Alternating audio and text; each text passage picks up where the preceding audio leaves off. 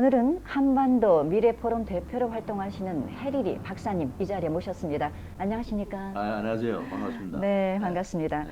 네, 현재 애국심에 공감하는 한국과 해외 동포들의 관심이 고조되고 있는데요. 박근혜 대통령 탄핵에 관한 촛불과 태극기 시위 전쟁은 한반도를 넘어 국제사회 문제가 되고 있습니다. 한국인들의 피로 증후군 역시 극한 상황에 와 있는데요. 먼저 한국 탄핵 전국 수습 이후 한국 정치는 어디로 어떻게 가야 되는지 모두 궁금해하고 있는데요. 말씀해 주시기 바랍니다. 네, 감사합니다. 작년에요. 네. 브라질에서 여성 대통령이 탄핵에 의해서 탄핵 데모에 저항을 받고 쫓겨났습니다. 근데 브라질도 400개 도시에서 전 민중이 일어나서 그 대통령 내쫓는 그 탄핵에 엄청난 에너지를 쏟아 부었는데 탄핵을 받고 쫓겨난 그 여자 대통령 다음에 취임한 여자 또 대통령도 또 탄핵으로 쫓겨났습니다. 그러한 상황에서도 브라질의 탄핵, 전국 탄핵으로 인한 대통령 쫓아내는 이런 상황이 전 세계의 이 대한민국의 촛불 데모처럼 대한민국의 태극기 데모처럼 확산되거나 알려지질 않았었습니다. 그런데 지금 대한민국의 촛불 태극기 이 전쟁 같은 이 데몬스트레이션은 전 세계 오늘 아침에 제가 텔레비전을 보니까 소위 나이지리아, 우간다 같은 데서도 나라에서도 또 남아공에서도 또 저 알자지라라는 중동 테러 국가들 중에 또 이락도 그다음에 유럽 쪽 스웨덴, 스위스 이런 나라들에서도 뭐 일제히 방송을 하고 있고 텔레비전을 내보내고 있기는 말하자면 저희들의 치부를 전 세계에 내보내고 있는 아주 그 망신스러운 그 상황이 지금 그 벌어지고 있는데 근데 문제는 3.1절을 기해서 15번의 촛불 집회와 태극기 집회의 갈등적 시위가 있었는데 문제는 이 시위가 진정한 애국심이 기반이 돼서 올바른 국가를 만들기 위해서 박근혜 대통령을 몰아내기 위한 하나의 항쟁이었다면은 전 100% 박수치고 같이 공감하고 미국에서 한국에 비행기 타고 가서 같이 동료도 하고 참여할 용의도 있는데 절대 그게 아니고 지금 이 촛불 집회의 의미는 대한민국 의회 민주주의를 대변할 만한 가치도 질서도 목표도 없습니다. 단순히 사회 파괴, 국가 파괴를 통한 자기네들의 욕구를 충족시키려고 그러는 예를 들어서 칼 마크스, 레닌, 스탈린 이런 사람들에 의해서 1917년 볼셰비크 혁명을 일으켜서 그들의 야욕 때문에 러시아 혁명으로 뒤집었듯이 그걸 좀 흉내내고 있는 이런 위험스러운 상황으로 지금 보이기 때문에 이건 국민이 역사가 진실이 공감하지 않는 이런 이 촛불 집회 현장을요. 제가 약간의 돈을 투자를 해가지고 그 현장을 좀 찍어서 나한테 보내달라고 부탁을 했었습니다. 근데 이쪽에서 보낸 걸 보니까 데모 현장에서 무대를 설치를 해가지고 가수를 불러서 공연을 시키고 거기서 술판을 벌리고 그 다음에 새로운 어떤 저항, 우리들의 저항은 위대한 조국을 탄생시킬 것이다 하는 마치 19세기적 이 불란서 혁명 같은 이런 걸 연출을 해내려고 노력하는 그 현장을 제가 동영상을 통해서 보면서 이거는 국민적, 민족적 동일가 형성되어진 애국심이 밑바탕에 강물처럼 흐르는 이런 시위가 아니고 몇 놈의 야욕이 애국심이 없기 때문에 자행하고 있는 무서운 범죄구나. 이런 걸 제가 발견을 했거든요. 거기에는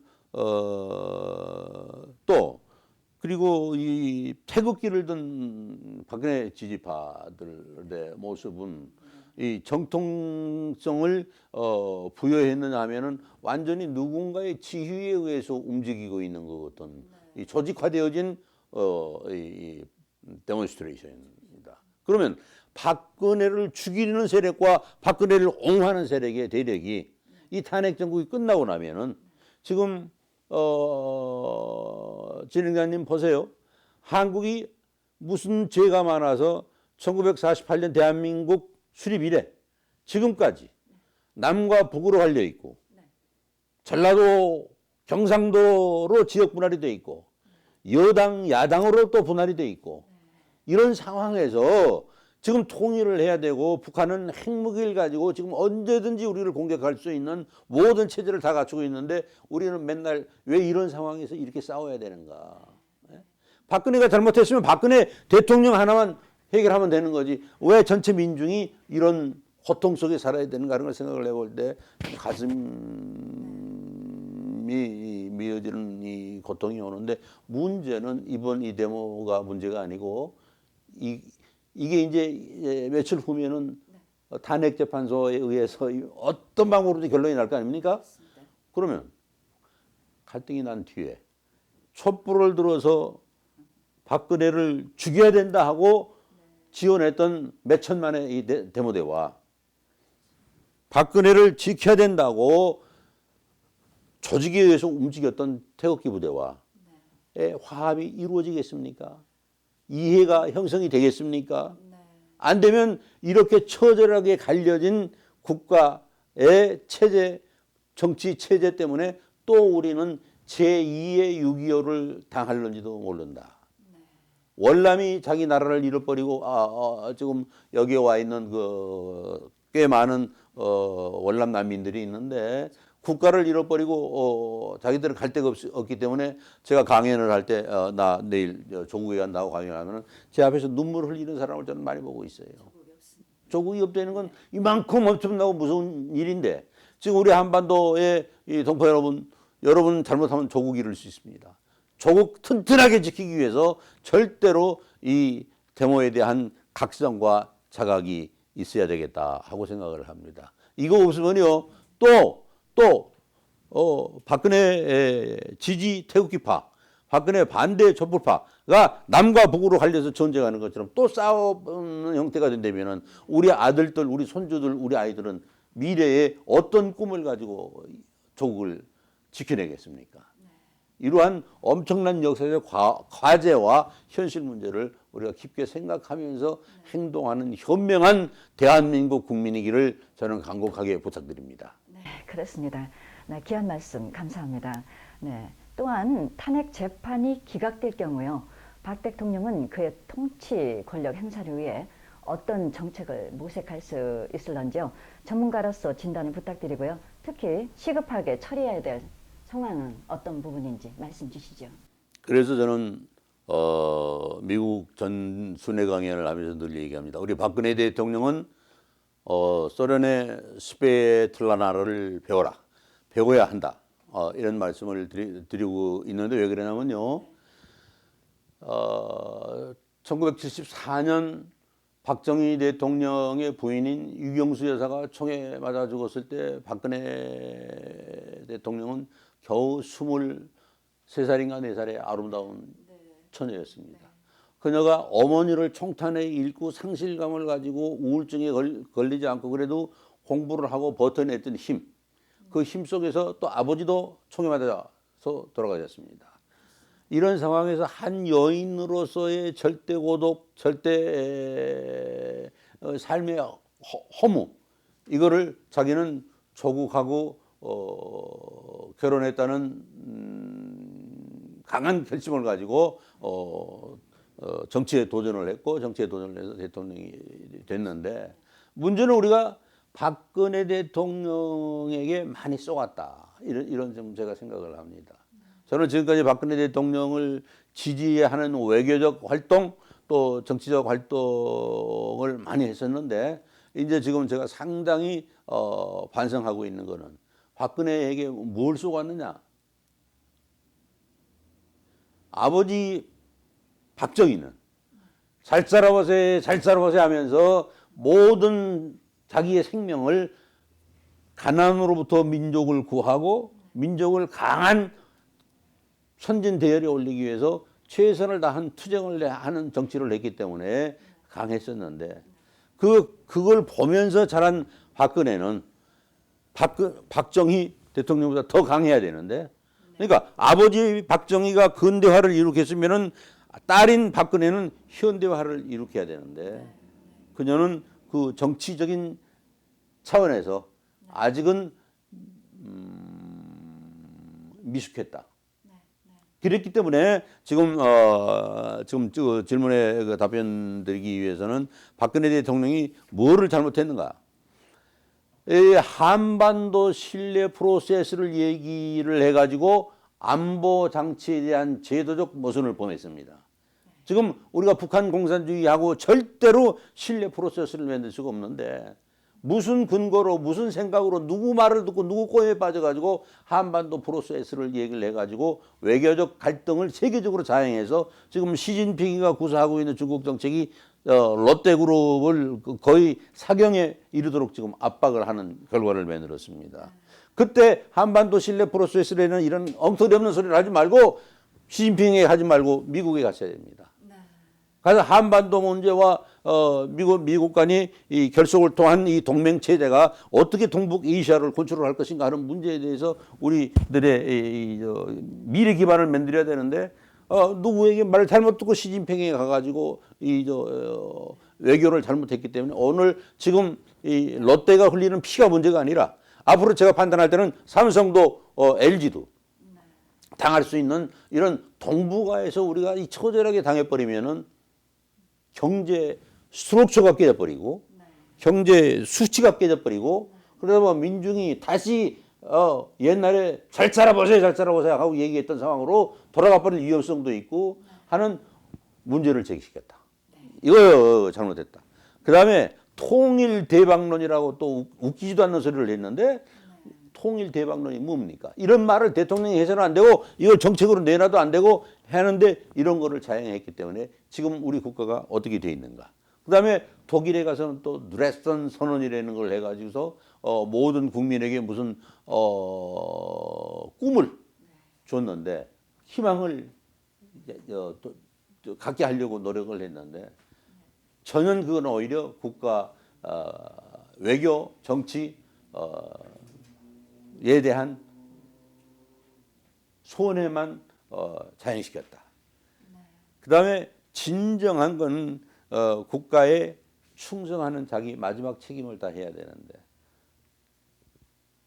우리가 무슨 종교를 얘기하자는 게 아니라 사랑을 베푸는 일을 해야 되는데, 우선 그녀 자신은 남들에게 전부 배반의 정치라고 이런 얘기를 했는데, 예를 들어서 유승민 같은 사람을 내쫓아 버린 거, 이거가 자기가 행한 배반의 정치지, 그 사람들이 했던 배반의 정치가 아닙니다. 바로 자기가 여의도에 뭡니까 그거 무슨 당사죠? 그 천막 당사를 만들어 가지고 새로 일으켜 가지고 선거의 여왕이라고까지 불리웠는데, 선거의 여왕이라고 불리는 건 우리 민족이 순수하고 우리 민족이 정이 많고 우리 민족이 아픔이 많기 때문에 아버지 박정희에 대한 연민이 그의 딸인 박정희는 잘하겠지 않은 기대와 감성 때문에 무조건 박근혜만 오면 뛰어나가서 손들고 그녀를 밀어줬던 그 정예공화국이었다.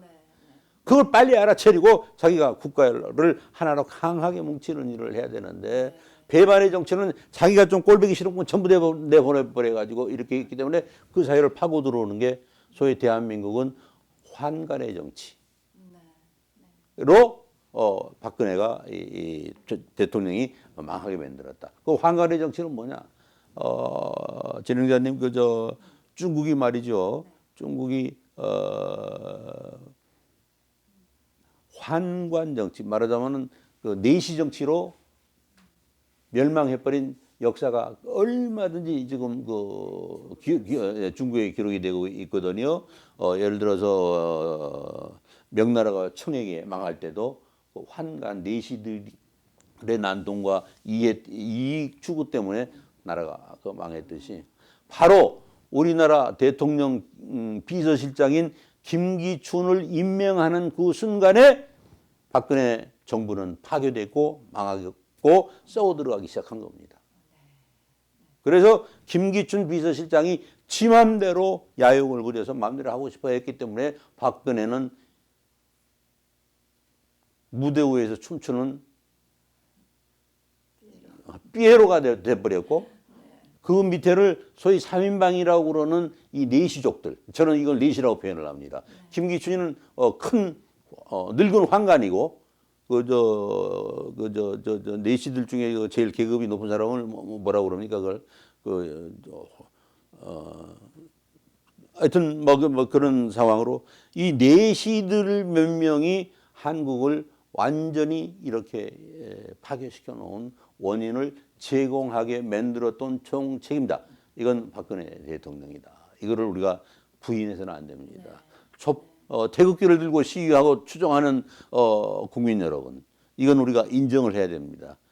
그렇기 때문에 이 인정을 통해서 이 잘못을 바로잡고 새로운 조국을 만들고 그래야지 우리가 미래가 있는 거지. 그렇지 않고 이런 갈등 속에서 원망원한에 섞여 있으면은 이 나라는 한 발자국도 발전을 못한다는 이 아픔을 우리가 깨달았으면 참 좋겠다는 걸 말씀을 드립니다. 네, 중요한 점을 지적해 주셨습니다.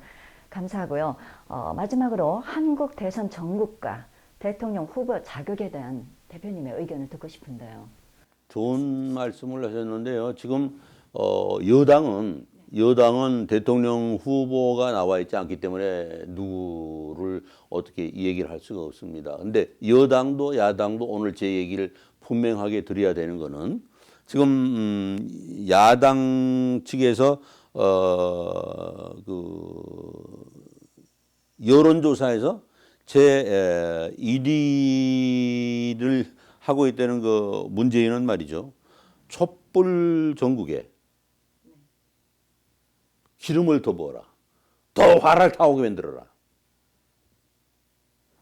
하고 민중 총동원 명령을 내렸고, 또 같은 후보인 나이어린 안희정 후보에게는 분노 없는 발언을 하는 인간은 대통령 후보 자격이 없다고 얘기를 했습니다. 이런 어리석고 이런 개망나니도 해서는 안 되는 얘기를 함부로 해야 되는 이런 인간이 대한민국의 차기 대통령이 될 수도 없겠지만은, 돼서도 안 되지만 만약 된다고 그랬을 때 이 나라는 또 길 잃은 방황을 하고 어린 양으로서 엄마도 아빠 찾다가 띠우뚱 하는 사이에 이 나라는 완전히 파멸해버리는 이런 상황으로 갈 수도 있기 때문에, 여러분 지금 우리 진행자님이 저에게 질문하신 대선 후보의 자격, 대선 후보들이요, 꿈을 가져라.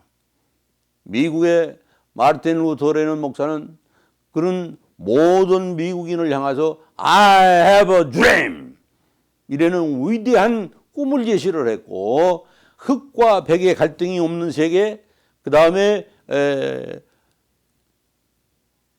얼굴색이 검다 희다 이걸 떠나서 인격과 지성으로 인간의 가치를 판단받는 그런 사회, 높은 산은 무너져서 밑으로 흘러내리면서 모두를 평안하게 살릴 수 있는 그러한 평화의 강물이 내려 흐르는 산을 강이 되기 위한 조국을 만들기 위한 그런 꿈이 나에게 있다고 외쳤습니다. 그래서 저는 여러분에게 루터의 꿈을 배우라는 게 아닙니다. 5천년 이 민족이 어떻게 살아왔습니까? 931번의 외국 침략을 받으면서 한 번도 그래도 나라에 일본 놈들에게 나라 뺏겼던 그 고통 외에는 그래도 우리 조국을 지켜왔던 민족의 피가 우리들 가슴속에 지금 흐르고 있습니다. 우리가 다시 일으켜 세워서 22세기에는 세계의 모든 질서를 우리가 리드하겠다 하는 이런 강한 야망을 가지고 국가를 다시 일으켜 세우겠다는 거대한 꿈, 이걸 갖는 자가 바로 대통령 후보로 국민들에게 자기의 마스터 플랜을 제시해서 이해를 받아야 되는 거고, 이러한 꿈이 없는 자는 대단히 죄송합니다만 지금 국회의원직도 사퇴를 하시고 후보직도 사퇴를 하셔서 백의종군해서 민족에게 내가 무엇을 할 수 있는가를 냉엄하게 생각을 하셔야 됩니다. 지금 대통령 후보라는 사람들이 숫자를 가지고 노동자들에게 나는 돈을 얼마를 도와주겠다, 복지 정책을 어떻게 하겠다, 이거는 자기가 대통령이 되면은 복지를 담당하는 장관과 복지 정책을 컨트롤하는 비서진에서 또 많은 학자들이 위해서 충분히 만들어진 정책들입니다. 그들은 오늘 이 시간에도 우리 한반도가 김정은의 야욕 속에서 ICBM 대륙간 탄도미사일을 만들어 놓고 호시탐탐 노리고 있는 북한 체제에 대해서 우리는 어떤 방법으로 대응을 하고 어떤 방법으로 그들과 대화를 하고 어떤 방법으로 화합을 해서 한반도가 하나가 되고 하나 된 정치 체제를 가지고 동남북아시아를 어떻게 우리가 호령을 하고 동남북아시아에서 어떤 힘을 가지고 세계를 어떻게 끌고 나가야 되겠다 하는 이 담대한 마스터 플랜을 제시해서 국민들의 공감을 얻어야 됩니다. 여다 야다가 왜 갈등을 해야 됩니까? 여와 야가 함께 타협할 수 있는 이러한 새로운 정치 문화를 만들기 위해서 초월적 입장에서는 철학적 자기 인식 체계를 국민들에게 제시를 해야 됩니다. 이런 자가 기본적인 후보의 자격이 있는 거지. 지금 제 눈에 보이는, 그리고 우리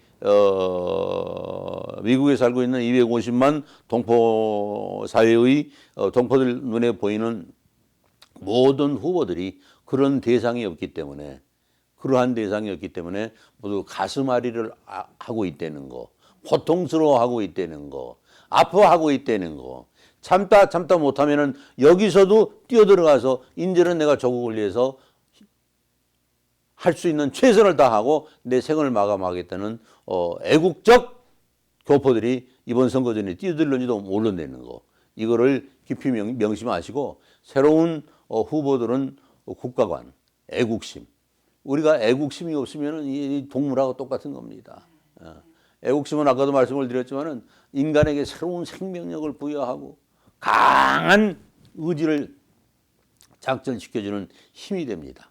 그래서 지금 질문하신 대선 주자의 자격, 첫째도 애국심, 둘째도 애국심, 셋째도 애국심인데 이 애국심만 있어가지고도 안 됩니다. 이 애국심을 집대화시켜서 승화 발전시켜 나갈 수 있는 미래를 만들어내는 훌륭한 그러한 일꾼, 바로 다음 대선 주자의 자격이 있는 사람이라고 저는 생각을 합니다. 네, 그렇습니다. 나라 사랑, 국민 사랑, 그리고 현명한 판단을 할 수 있는 그런 국민들이 되었으면 하는 바람이고요. 오늘 이 시간에 한반도 미래 포럼 대표로 활동하고 계시는 헨리 리 박사님과 함께 하셨습니다. 수고 많으셨습니다. 감사합니다. 잘 진행해 주셔서 고맙습니다. 지금까지 진행해 YTN FM 100.3 100.3 FD2 방송국장 김수경이었습니다. 감사합니다.